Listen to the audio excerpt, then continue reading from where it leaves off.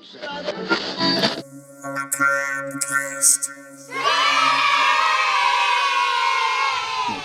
devil's on the loose and he's dancing with the mummy. Doc Mark and Chorus, the little mummy, here to bring you another episode of Macabre Cast, where we'll be dropping R's where they belong and adding them where they don't. And so begins episode 69 of Macabre Cast.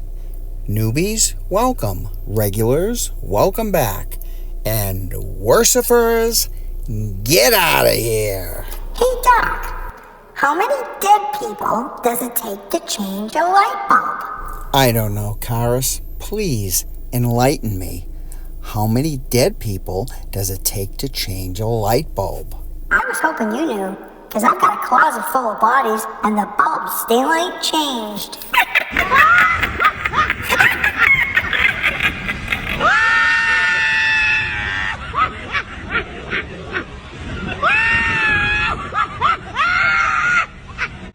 Wow, Karis, I can tell you've been practicing because your jokes are so much better. And on that note, it's time for horror news. Life's river shall rise.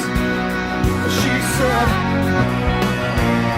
said. Salem's Lot, the reboot, finally will see the light of day this October on HBO Max, or whatever it's calling itself now. Saw Legacy of Terror Experience is coming to Six Flags. The franchise-inspired experience will be coming to multiple Six Flags parks from September to November of 2024. And speaking of Saw, Daryl Lynn Bousman of Saw 2, 3, and 4 has created a haunt in Kansas City. But those looking for traditional scares, be warned. This insidious event breathes, reacts, and transforms with every interaction. And Guillermo del Toro was scared out of the haunted hotel while filming his latest movie, Frankenstein. I can only hope it stopped production. Well, you know how I feel about The Shape of Water. 28 years later has a release date, June of 2025. I am so looking forward to this. And I guess it's going to be a trilogy. It's going to be 20 years later, part 1, 2, and 3. Be careful, guys. We all know what happened when Green made his Halloween trilogy. You don't want to put that cart before the horse, so to speak. And ghost hunter Jason Howes had to file a police report against the Conjuring House owner, Jacqueline Nunez, because she's been harassing him, believing that he is part of a conspiracy to have her assassinated. This comes on the heels of many other paranormal investigators who have alleged Nunez is difficult to work with. Take that one to the bank. And that's it for horror news. She said.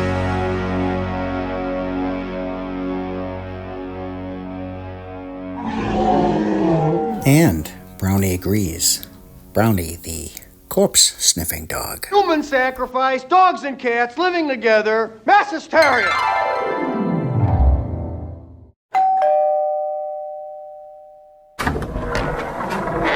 Tina from Chicago.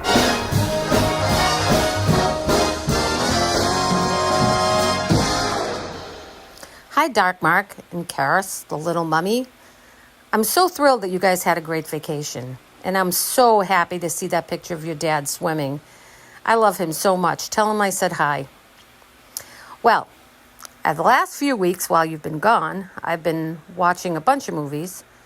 The first one was a new movie that's out. It's called I Saw the Television Glow.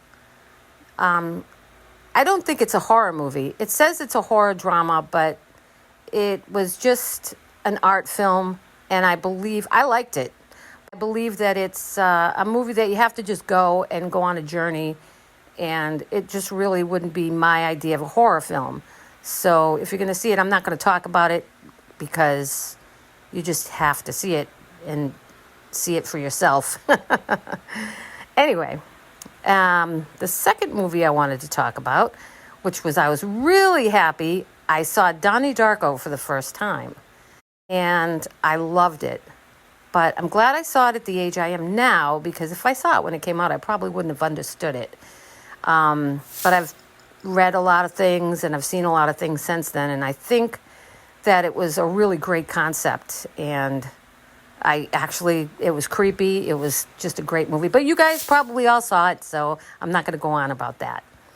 But another concept film, in my opinion, it was a concept film, was the movie Carnival of Souls. That's in the top 5 of my favorite horror movies of all time.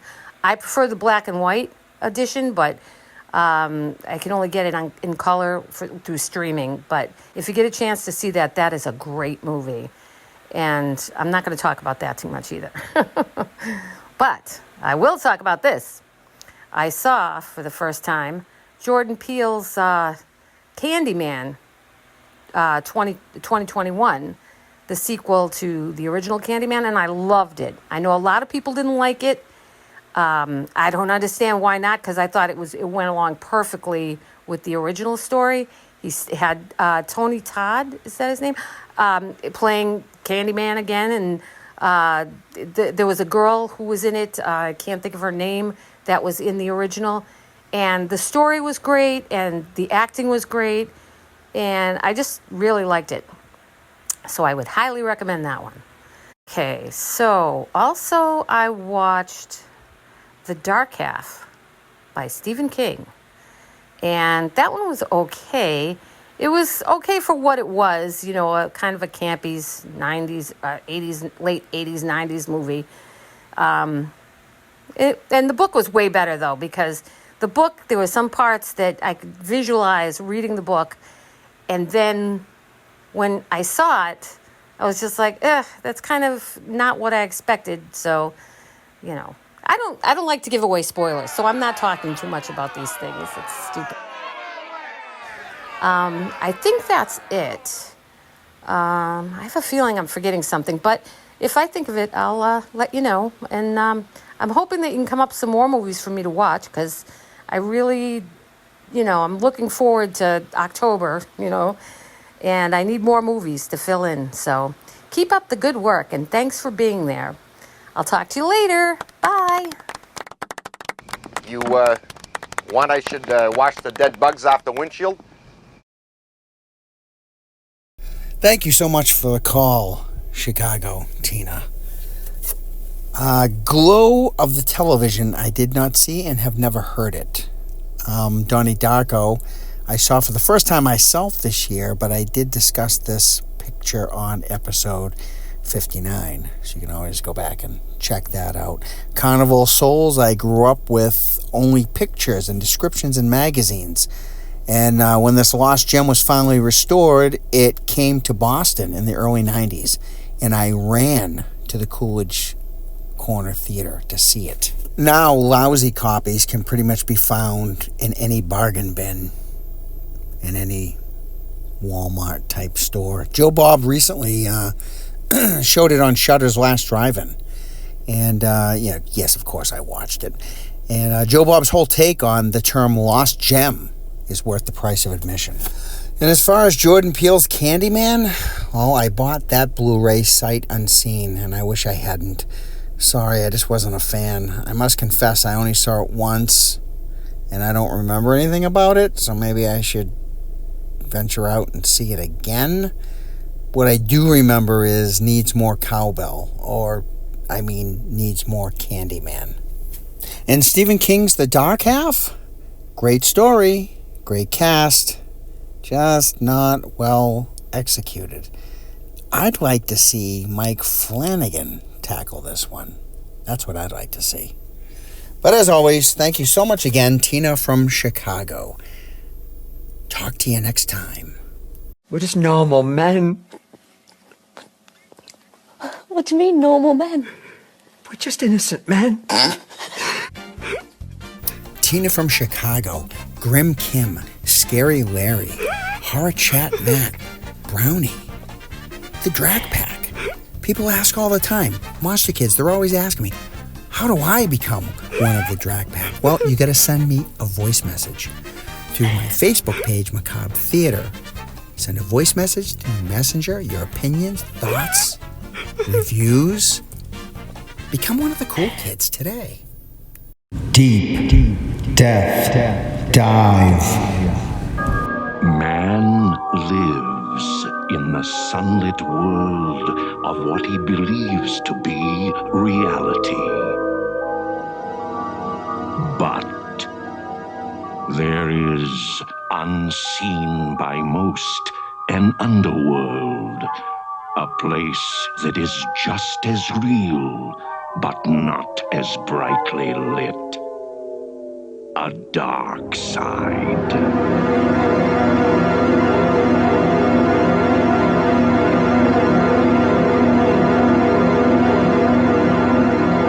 This week's Deep Death Dive is the television series Tales from the Dark Side, produced by sensational director George A. Romero, the godfather of the zombie genre we would come to know and love.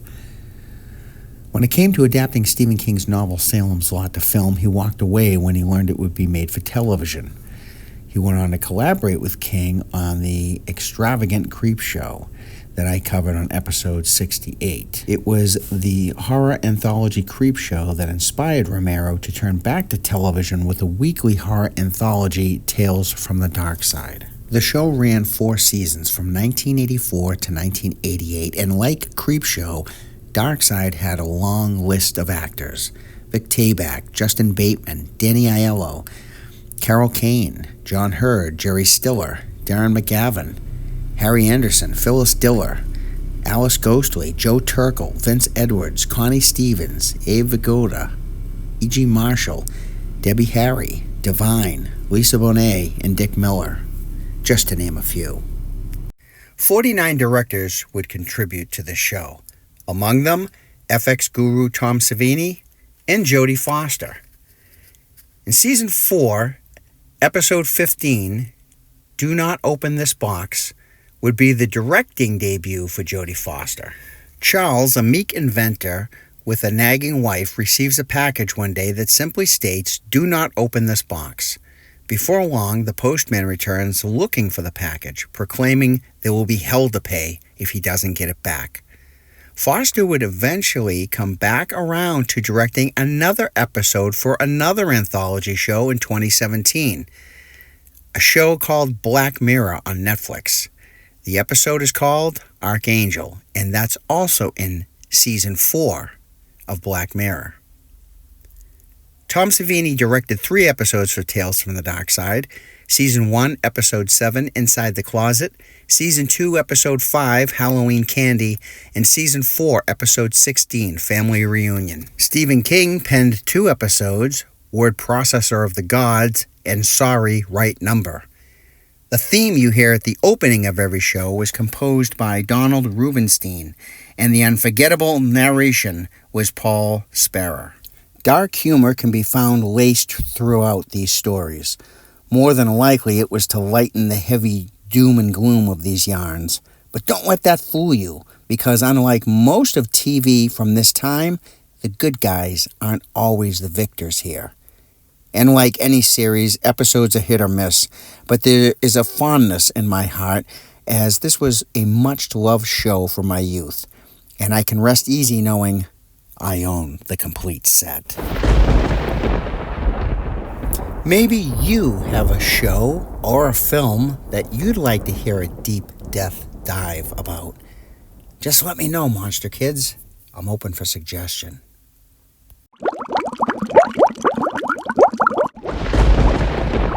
We got a call coming in hot and heavy. Ah, why? It's Grim Kim. Hi, Dark Mark. Hi, Little Karis. How are you? Grim Kim checking in.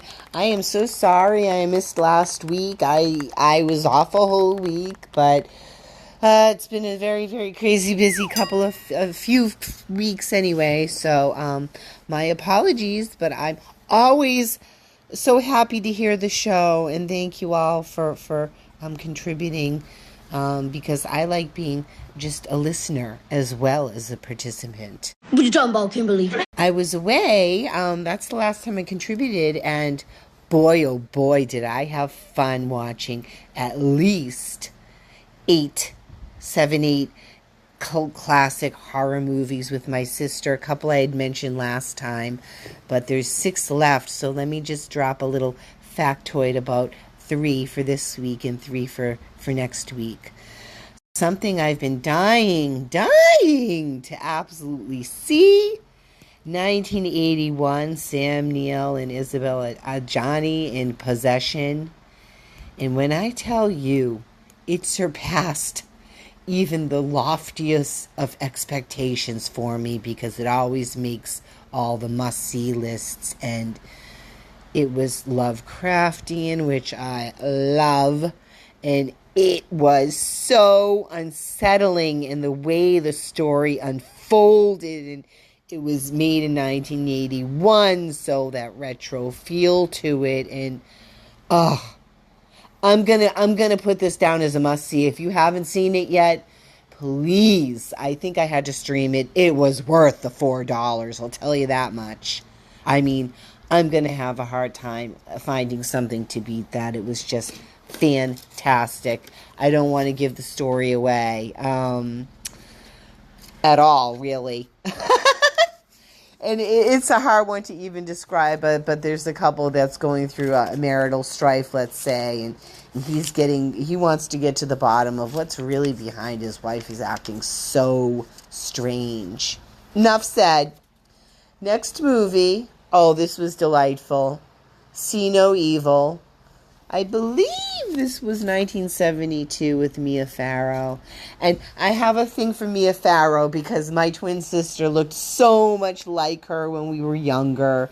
It was a great story. I've never even heard of it, so we were just loving it. And it was a good story. It was kind of the mystery unfolds. Poor Mia Farrow had lost her sight due to a horse accident, which, a horse riding accident. We're like, how does that even happen? Okay. And, as the story unfolds, you find out what's going on because her whole family that she's staying with gets murdered. And by the end of the story, I must say, this is perhaps why I haven't heard of this movie before. I was a little crestfallen because they don't introduce the character who ends up being the murderer into the story enough that you would even have any kind of hint that it would be him. And it was just like a loose tie, and I'm like, oh, I thought it was going to be this other person, But anyway, that being said, fully enjoyable. And Mia Farrow has that transcontinental accent going on. It's just fantastic. It was set in the UK, and actually I looked up the manor where it was set. It's beautiful there. So for that alone, I would recommend it. But it's like, okay, is she supposed to be an American person? Is she UK? She's just doing this transatlantic accent, like they used to do. It's fantastic. Okay. Number 3, let me see which one I'm going to decide to drop on you today. I'm going to drop Messiah of Evil, and that is something that I always wanted to see too. It always makes the cult classic movies, and it was a cult classic about a cult. Who have dietary desires, let's say, and it was just so 70s. It was fantastic. And it has one of those opening sequences that's like hearkening back to the story that's about to unfold, and then it comes full circle at the end, which you get to see that same scene again, which now makes perfect sense. And it was just like trippy and surreal, in that bad acid trip way. And I just love 70s horror, and it's like, it doesn't have to have special effects gore for me. Just the bare minimum, or just the hint of what's going on, is enough for me. And this fell under like a zombie cult type of, arena, I would say. And it was awesome. I mean, I'm going to be hard-pressed to find a movie from the 70s I don't like, even if it's just on the cheese factor alone, because I'm just obsessed with the lifestyle, the clothing, the cars they're driving, the environments they're in, the color palettes. I love 70s film, too. I just love the quality of the film itself. So, anyway, I had so much fun. It was like the highlight of my trip was watching some of these movies with my sister, especially because I don't necessarily watch movies with other people, and it's so fun listening to their reactions. Next week, a movie I'm going to talk about, I'll dive into that more. Something that I was anticipating in a movie, and Chris had no idea what was coming, and it was just tickled me, her reaction to what was going on film. Anyway, I hope you have such a wonderful end to this late summer season. And again, just enjoying the show every week. I'm glad you had a week off, Dark Mark. You deserve more, actually. And it's okay. If you ever want to take a hiatus week, I totally understand. Totally. Just remember that. Okay, signing off. P.S. Brownie was so thrilled to get acknowledgement on National Dog Day with her corpse sniffing dog picture. I mean, oh, it warmed my heart. It really did. I mean that, truly. Thank you. Okay, talk to you later. Bye. Grim, Kim, and I have very similar tastes. To give an example, we both love 70s horror, and for just about all the same reasons. But every now and then, the planets fall out of alignment, the stars don't shine, and her and I go very separate paths. And what I mean by this today is Possession. I too waited forever to see this film. It was very, very hard to get a hold of, and it finally came to Shudder. And I hated this movie. Oh my gosh. Does that suck? I hated it. I didn't find it. I don't even know what it was doing in the horror section. And it seemed, quite frankly, mental.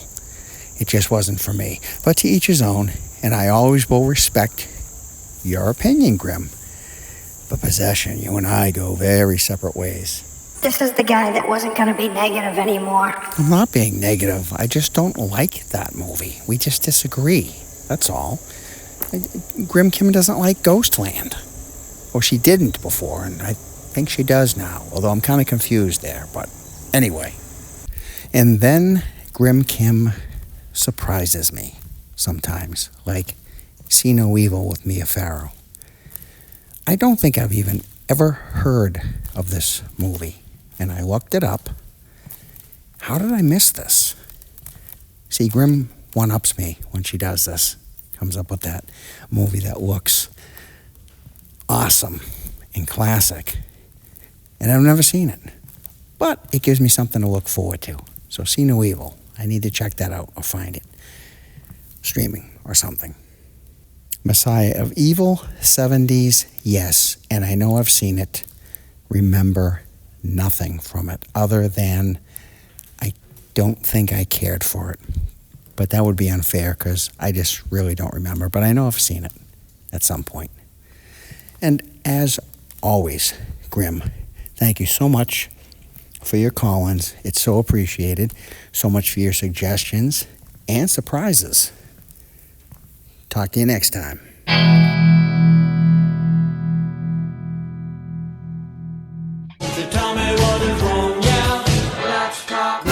Hey, Doc, Mark, and Karis, Horror Chat Matt here. It's Horror Chat Matt.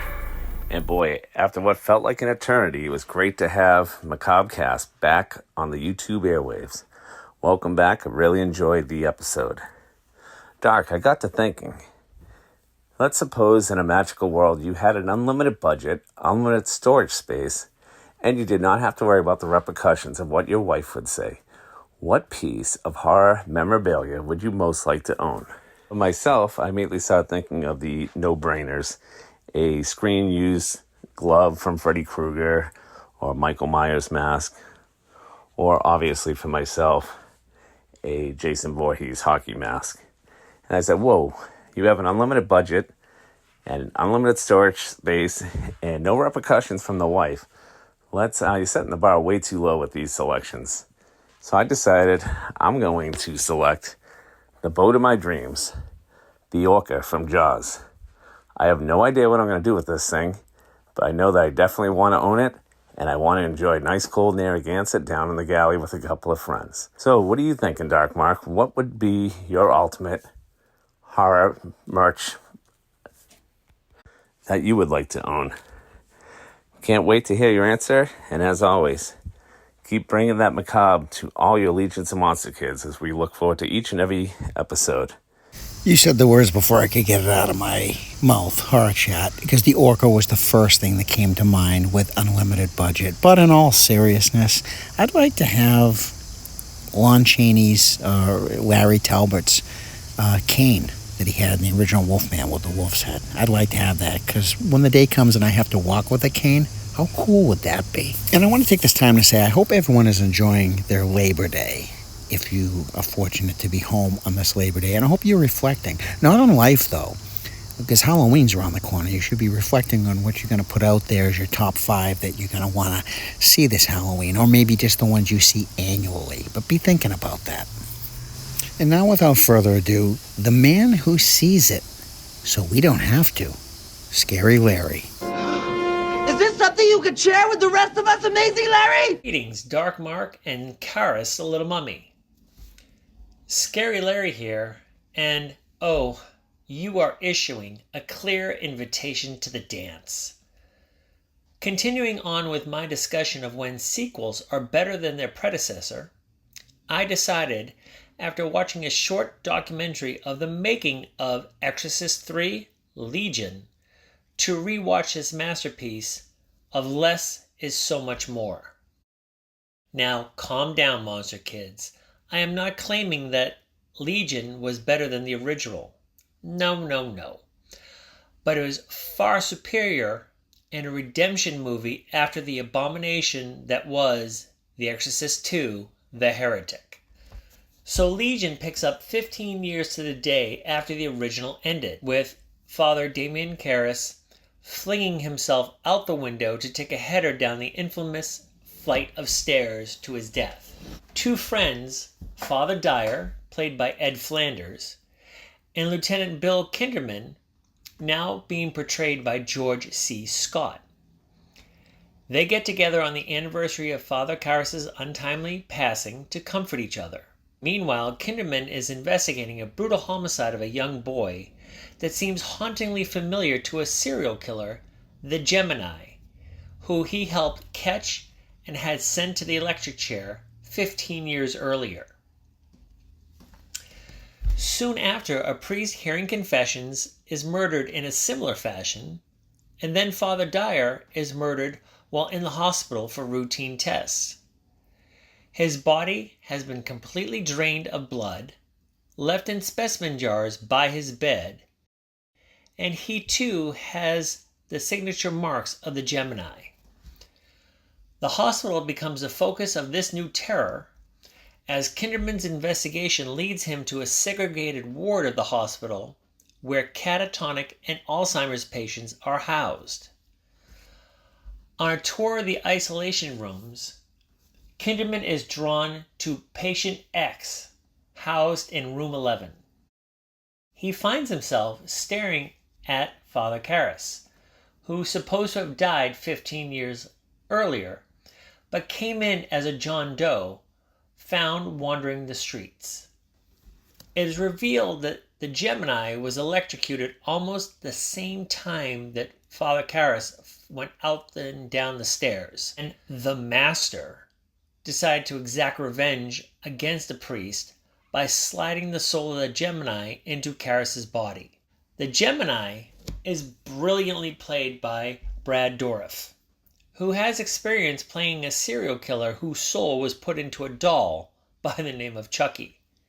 Maybe you've heard of him. There's a great series of cat and mouse conversations between Kinderman and the Gemini as he slowly reveals how he's still alive and taunts Kinderman on how he's pulling off murders while strapped down inside a padded room. Now, this movie can scare the crap out of you without you seeing any of the actual murders.